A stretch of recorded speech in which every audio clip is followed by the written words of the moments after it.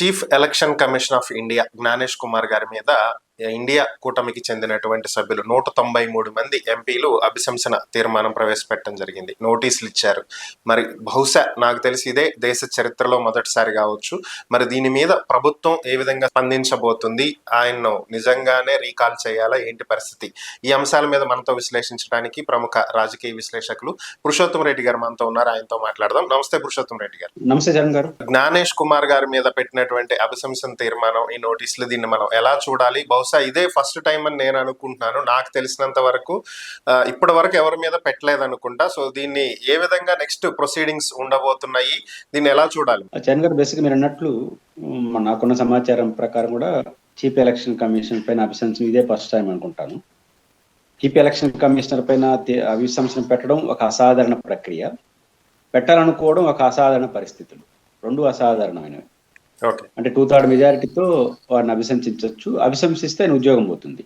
కానీ ఇప్పుడున్న పార్లమెంట్ లో ఉన్న సంఖ్యాబలం అయితే భారతీయ జనతా పార్టీ ఆన్సర్ చేయొచ్చు, సరిదిద్దుకోవచ్చే తప్ప అభిశంసనకి ఒప్పుకోదు. ఎందుకంటే ఆయన నియమించింది ప్రభుత్వమే కాబట్టి వాళ్ళు ఓన్ చేసుకుంటారు. అయితే ఇక్కడ చర్చ ఏంటంటే ఈ పరిస్థితి ఎందుకు వచ్చింది?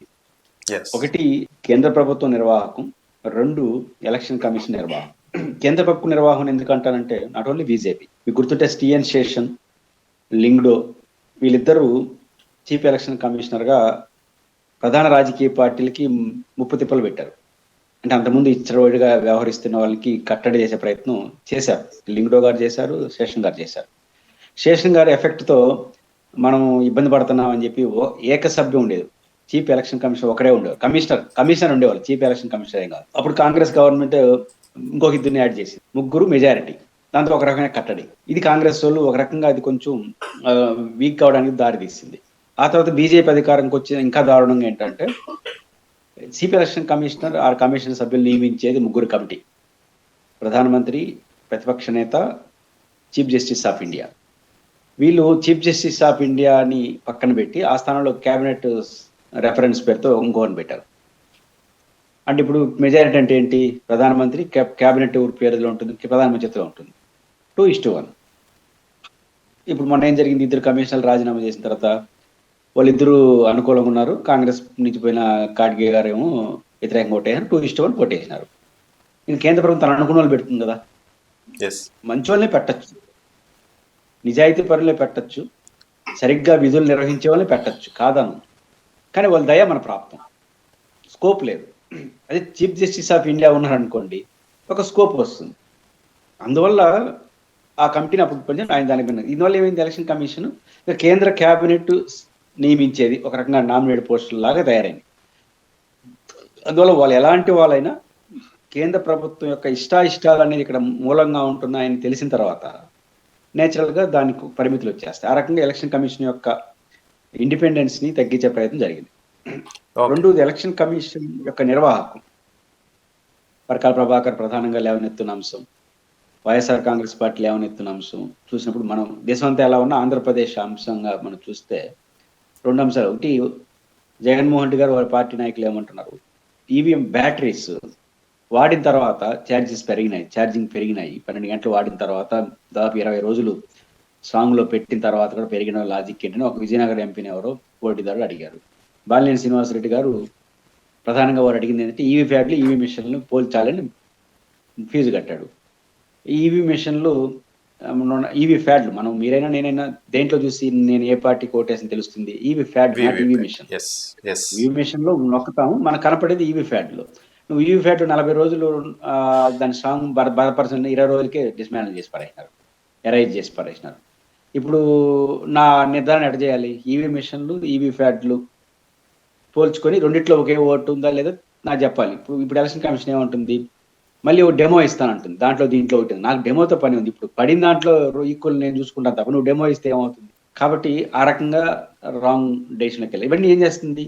నిజంగా మాల్ ప్రాక్టీస్ జరిగాయా లేవో తెలియదు, కానీ అనుమానాలకు దారం అవుతుంది. అనుమానాలు నివృత్తి చేసి ఎలక్షన్ కమిషన్ చెప్పాల్సిన సమాధానంలో వస్తున్నటువంటి డొలతనం నిజమేనేమో అనడానికి స్కోప్ ఇస్తాం. ఇక్కడ నిజానిజాలు ముద్దుగా ప్రజలు నమ్ముతున్నారు. ఎందుకు నమ్ముతున్నారు? ఎలక్షన్ కమిషన్ లేవనెత్తినటువంటి డౌట్ కి పరిష్కారం చూపట్లేదు, సంబంధం లేని సమాధానం చెప్తా ఉంది. నేను ఓటేసిన ఈవీ ఫ్యాట్లకి ఈవీ మిషన్ పోల్చమని నేను అడిగితే మీరు దాన్ని అరైజ్ చేసేస్తాం మళ్ళీ ఓటేయండి పడిందో లేదు చూద్దురు అంటే లాజిక్కే ఉంది దాంట్లో. కాబట్టి ఇది ఒక పొరపాటు జరుగుతుంది. పరకాల ప్రభాకర్ గారు కొన్ని స్వచ్ఛంద సమస్యలు కొన్ని అంశాలు ప్రస్తావిస్తున్నారు. ప్రధానంగా ఆంధ్రప్రదేశ్లో అబ్నార్మల్గా ఆఫ్టర్ 5 తర్వాత ఎన్నికల పోలింగ్ ముగిసిన తర్వాత 12.5% పోలైంది. ఇది దేశ చరిత్రలోనే పెద్ద రికార్డు. దాని ఓట్ల విలువ 52 లక్షలు ఆఫ్టర్ 5. ఆంధ్రప్రదేశ్లో వైఎస్ఆర్ కాంగ్రెస్ పార్టీ ఓడింది 52 లక్షలతో. కాబట్టి ఈవీఎంలతో తెలుగుదేశం పార్టీ గెలిచిందని నేను అన్నాను. బట్ పోలికుంటారు కదా, ఇది ఒక సమస్య వస్తుంది. వచ్చినప్పుడు అప్పుడు ఏం చేయాలి ఎలక్షన్ కమిషన్? 12% పోలైంది, ఇది ఆధారం, ఇది లెక్క అని చెప్పాలి. ఆన్సర్ లేదు. కొంతకాలం ఆయన గమ్మున్నాడు, మళ్ళీ మొదలెట్టాడు. అదేంటి, ఆయన ఎక్కడ ఇంటర్ప్రిటేషన్స్ తప్ప ఆధారాలన్నీ ఎలక్షన్ కమిషన్ వివిధ రూపాల్లో అధికారికంగా ప్రకటించిన లెక్కల ఆధారంగా విశ్లేషణ చేశాడు. ఆ విశ్లేషణ చాలా దారుణంగా కనిపిస్తా ఉంది. ఒకటి, సాయంత్రం 5 తర్వాత క్లోజ్ చేసేవాళ్ళు డోర్లు. క్లోజ్ చేసేసి స్లిప్లు కూడా ఇస్తారు కొన్ని చోట్ల, వాళ్ళకి మాత్రం ఓటేసుకోవాలి. అంటే ముగిసే సమయానికి ఎంతమంది ఉన్నా, ఎన్ని వందల మంది ఉన్నా వాళ్ళకి ఎన్ని గంటలైనా వేయాలి. అది ప్రజాస్వామ్యం. అందువల్ల ఏం చేస్తారు, 5 గంటలకు ముగిసిన తర్వాత స్లిప్లు ఇచ్చి డోర్ క్లోజ్ చేసేస్తారు.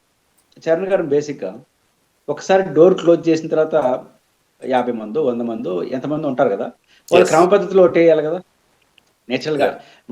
ఇప్పుడు ఉదయం ప్రారంభమైంది అనుకోండి, ఒకరికి తెల్లారితో మంచి ఉత్సాహం ఉంటుంది, 9 గంటలకు వస్తాడు. ఇంకోటి మధ్యాహ్నం 12 గంటలు 1 గంట టైంలో ఎండ కాబట్టి రాడు. అప్ అండ్ డౌన్స్ ఉంటాయి. ఎందుకని, మన బుద్ధి పుట్టినప్పుడు రావచ్చు, క్లోజ్డ్ కాదు డోర్స్. ఉదయం ప్రారంభించి సాయంత్రం 5 వరకు జరిగిన పోలింగ్ ప్రక్రియలో అప్ అండ్ డౌన్స్ ఉంటాయి. ఎందుకంటే నాకు బుద్ధి పుట్టినప్పుడు నేను పోవచ్చు, కానీ 5 తర్వాత అప్ అండ్ డౌన్స్ ఉండడానికి లేదు. ఎందుకంటే ఒకసారి ఆడ డోర్ క్లోజ్ చేసేస్తారు. ఇది చాలా కీలకమైన అంశం. ఎలక్షన్ కమిషన్ ఆయన చెప్తున్న లెక్క ప్రకారం 5 నుంచి 8 వరకు ఒక పోలింగ్ జరుగుతుంది, 8 నుంచి 11 వరకు ఒక పోలింగ్ జరుగుతుంది, 11 నుంచి ఎర్లీ మార్నింగ్ 2:20 వరకు ఒక పోలింగ్ జరుగుతుంది. ఇక్కడ అనుమానాలు వస్తున్నాయి. నేను ముందు ప్రశ్న అంటే, ఉదయం నుంచి 5 వరకు అప్ అండ్ డౌన్స్ ఉండొచ్చు, కానీ 5 తర్వాత అప్ అండ్ డౌన్స్ ఎక్కడ ఉంటాయి? ఒకే పద్ధతిలో అయిపోవాలి. ఎందుకని డోర్ క్లోజ్ చేసేది, లైన్లో పెట్టేస్తున్నాడు. కానీ 3 లెక్కలు వచ్చేస్తున్నాయి. తమాషా ఏంటంటే, సాయంత్రం 5 నుంచి ఇప్పుడు 5కి క్లోజ్ చేసేసినప్పుడు ఫాస్ట్గా ఓటింగ్ జరగాలి. ఎందుకంటే క్లోజ్ చేసేసరికి తొందరగా వేసి ఇంటికి వెళ్ళిపోదాం అనుకుంటారు. అప్పుడు పోలైంది 2-3 గంటల్లో 0.5% అంత పోలైంది. అంటే 1 నిమిషానికి కూడా ఒక ఓటేలా. కానీ మళ్ళీ 8 నుంచి 11 వరకు పెరిగింది.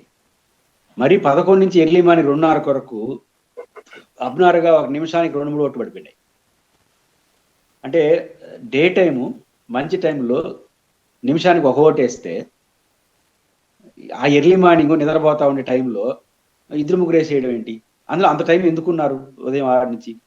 ఇంకా తమాషా ఏంటంటే, ఉదయం మీరు ఒక పోలింగ్ బూత్లో ఎన్ని ఓట్లు ఉంటాయి? బిలో 1000 ఉంటాయి. 800, 1000, 1200. ఇక్కడ కొన్ని బూతుల్లో 500-600 పోలింగ్ కూడా జరిగినాయి ఎర్లీ మార్నింగ్ 11 to 2. 400 ఓట్లు కూడా పోలైనాయి. సరాసరి 3200 పోలింగ్ బూతుల్లో ఆ వచ్చిన ఓట్లు ఆయన లెక్క ప్రకారం క్యాలిక్యులేట్ చేస్తే ఒక్కొక్క పోలింగ్ బూత్ 400 ఓట్లు కూడా పోలైనాయి. ఎప్పుడు? నైట్ 11 నుంచి 2 గంటల టైంలో. నా పాయింట్ ఏంటంటే, అప్పటికి 17 గంటల పోలింగ్ జరిగింది తెల్లారి నుంచి. ఈ 17 గంటల ఆ పోలింగ్ బూత్లో ఏం జరిగింది ఇంతకి? అంటే 400 ఓట్లు కూడా పోలగలదా? మనకు హైయెస్ట్ పోలింగ్ 80%. 1000 ఓట్లు అంటే 80% అంటే సరాసరి 800 ఓట్లు. 400 ఓట్లు 2 గంటల్లో జరగడం ఏంటి ఎర్లీ మార్నింగ్? మిగతా 17 గంటల్లో 400 ఓట్లు పోలవడం ఏంటి? ఎట్లా విశ్వసించాలి? ఏదైనా ఈవీఎంలు మొరాయించుంటే, రాత్రి వరకు మొరాయించి అప్పుడు వేసింటే పడుతుంది. 302 పోలింగ్ బూత్లు ఎట్లా జరుగుతాయి? సో ఇవన్నీ చూసినప్పుడు ఇవన్నీ లెక్కలన్నీ ఆయన అధికారికంగా ప్రకటించారు. అప్పుడే ఎలక్షన్ కమిషన్ తప్పుడు లెక్కలు, నిజాలు ఇవి జరిగిన ప్రక్రియ చెప్పలేదు, ఇప్పుడు చెప్పలేదు. ఇప్పుడు ఎలక్షన్ కమిషన్ కి మీద అనుమానం ప్రజలకు రావడానికి స్కోప్ ఉంది. దాన్నే రాజకీయ పార్టీలు ఈరోజు అవసరం ఏం చేస్తారు చూడాలి. కానీ ఇది దేశంలో పెద్ద చర్చ దారి తీస్తుంది. ఎలక్షన్ కమిషన్ దీని కారణంగానే పటిష్టం అయితే మంచిది. సో ఈ ఎస్ఐఆర్ మెయిన్ గా దీనికి కారణము కొత్తగా తీసుకొచ్చినటువంటిది. అలాగే మీరు అన్నట్లు పరకాల ప్రభాకర్ గారు ఎక్స్ప్లెయిన్ చేసినట్లుగా ఎలక్షన్ టైంలో జరిగినటువంటి కొన్ని అవకతవకలు జరిగినాయి అనే అనుమానాలు ఉన్నాయి, వీటిని నివృత్తి చెయ్యట్లేదు, వాళ్ళ డేటానే అనాలిసిస్ చేశాము. సో మెయిన్ గా ఇవే రీజన్స్ అని అనుకోవచ్చా? మెయిన్ రీజన్ ఎస్ఐఆర్ అనేదే ప్రతిపక్షాలు చెప్తున్నటువంటి అంశం. ఎస్ఐఆర్ మొన్న జరిగిన ఎన్నికల్లో ఈ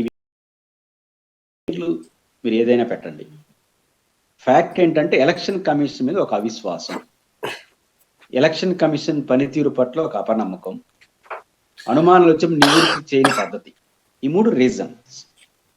రాజకీయంగా కూడా ప్రభుత్వం ఏమవుతుంది, ఎలక్షన్ కమిషన్ ప్రక్రియ బాగలేదని అనుమానం తెలిస్తే ప్రజలు కూడా ఇంకా అనుమానిస్తారు, వీళ్ళు మనం వేస్తే గెలిచిన వాళ్ళం కాదు, వాళ్ళు వేసుకున్నారని అనుమానం వస్తుంది, అప్పుడు ప్రజల వ్యతిరేకత కూడా వస్తుంది. కాబట్టి ఖచ్చితంగా ఎలక్షన్ కమిషన్ మీద అవిశ్వాసం ఉండడమే కారణం, దాని నిర్వహణ తీరు పట్ల అభ్యంతరం ఉండడం కారణం. అది ఖచ్చితంగా పార్లమెంట్ లో అభిశంసన సక్సెస్ కాకపోవచ్చు, కానీ చర్చ జరుగుతుంది దేశవ్యాప్తంగా. ఇది ప్రభుత్వానికి ఎలక్షన్ కమిషన్ మంచిది కాదు కదా. కాబట్టి ఎలక్షన్ కమిషన్ మీద విశ్వాసాన్ని దెబ్బతీసే చర్చలు వద్దని బాగుంది, దెబ్బతీసే చర్యలు కూడా ఉండకూడదు కదా. చర్యలు ఉన్నాయి కాబట్టి వాళ్ళు చేస్తారు. కాబట్టి ఈ చర్చ ద్వారా అయినా ఎలక్షన్ కమిషన్ లో మరింత పారదర్శకతగా వస్తే మంచిది. మీరు అన్నట్టు ఒకవేళ లోక్సభ అంటే దాదాపుగా 2/3 మెజారిటీ కావాలి. ఆర్టికల్ 324 ప్రకారం బిల్ ప్రవేశపెడతారు. 2/3 మెజారిటీ కావాలి అంటే ప్రతిపక్ష కూటమికి అంత ఓటింగ్ లేదు. సో మిగిలినటువంటి పార్టీలను కలుపుకునే అవకాశం ఉందా? దీంట్లో భాగంగా కాంగ్రెస్ వైసీపీని మద్దతు కోరితే వైసీపీకి ఉన్న ఎంపీలు దీనికి మద్దతు తెలిపే అవకాశం ఉందా? ఎంతవరకు పాసిబిలిటీస్ ఉన్నాయనుకోవచ్చు? కాంగ్రెస్ పార్టీ కోరినా కోరకపోయినా వైఎస్ఆర్ కాంగ్రెస్ పార్టీ ఈ తీర్మానానికి మద్దతు ఇవ్వాల్సిన అవసరం అయితే ఉంది, కోరినా కోరకపోయినా. ఎందుకంటే 2 కారణాలు. ఎలక్షన్ కమిషన్ పనితీరుని ఒక ప్రశ్నార్థకంగా చేసిన చర్చ ఆంధ్రప్రదేశ్ చర్చ. ఆంధ్రప్రదేశ్ నుంచి జరిగింది ఆ చర్చ. ప్రకార్ ప్రభాకర్ ఆంధ్రప్రదేశ్ని కేస్ స్టడీగా మార్చినాడు. ఆంధ్రప్రదేశ్ దేశ చర్చకు కారణమైనప్పుడు నిజంగా అది జరిగి ఉంటే వైఎస్ఆర్ కాంగ్రెస్ పార్టీ దృష్టిలో ఈవీఎంల ప్రభుత్వం అంటున్నారు, వైఎస్ఆర్ కాంగ్రెస్ పార్టీ ఈవీఎంలు ట్యాంపరింగ్ చేశారని నమ్ముతుంది. ఆంధ్రప్రదేశ్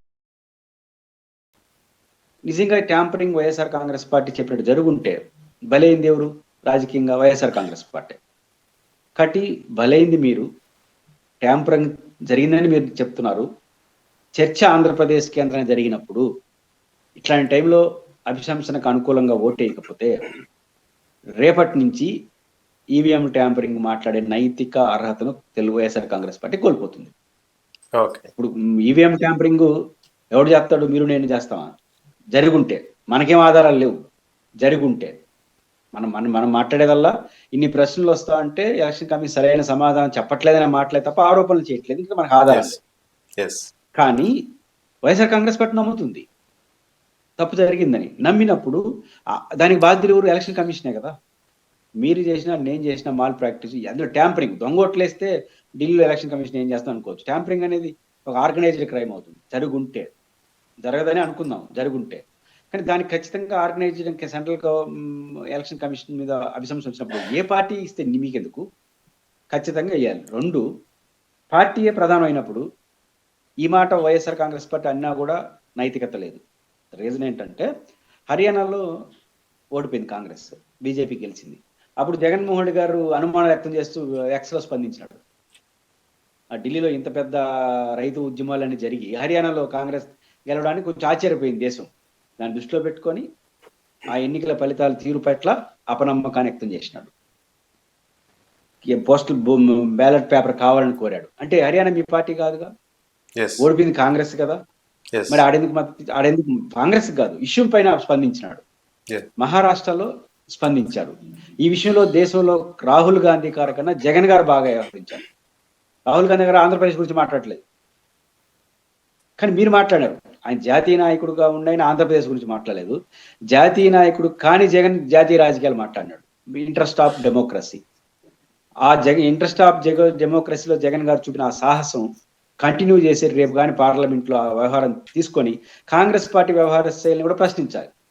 యాజ్ ఎ లోకల్ లీడర్గా, ప్రాంతీయ నాయకుడుగా మీతో సంబంధం లేకపోయినా హర్యానా, మహారాష్ట్రలో నేను స్పందించాను. ద సేమ్ టైం జాతీయ నాయకుడుగా ఉన్న మీరు ఆంధ్రప్రదేశ్ స్పందించలేదు, ఎండగట్టాలి కాంగ్రెస్ పార్టీని కూడా. ఇప్పుడు వస్తుంది ఇవన్నీ. ఎప్పుడు వస్తుందంటే వైఎస్ఆర్ కాంగ్రెస్ పార్టీ ఈ తీర్మానానికి అనుకూలంగా ఓటేది. వేస్తుందని అనుకుంటున్నాను. చర్చకు అనుకూలంగా ఉంటుంది అనుకుంటున్నాం. ఒకవేళ వాళ్ళు పొరపాటున ఏ కారణం రీత్యా అయినా కానీ ఏరే వైఖరి తీసుకున్నారంటే మాత్రం ఇంకా భవిష్యత్తు 3 ఏళ్లలో ఈవీఎంల ట్యాంపరింగ్ గురించి మాట్లాడే నైతికత అయితే వైఎస్ఆర్ కాంగ్రెస్ పార్టీకి ఉండదు. Okay. Thank you Purushottam Reddy గారు. ఈ అంశాల మీద మీ విశ్లేషణ అందించినందుకు ధన్యవాదాలు.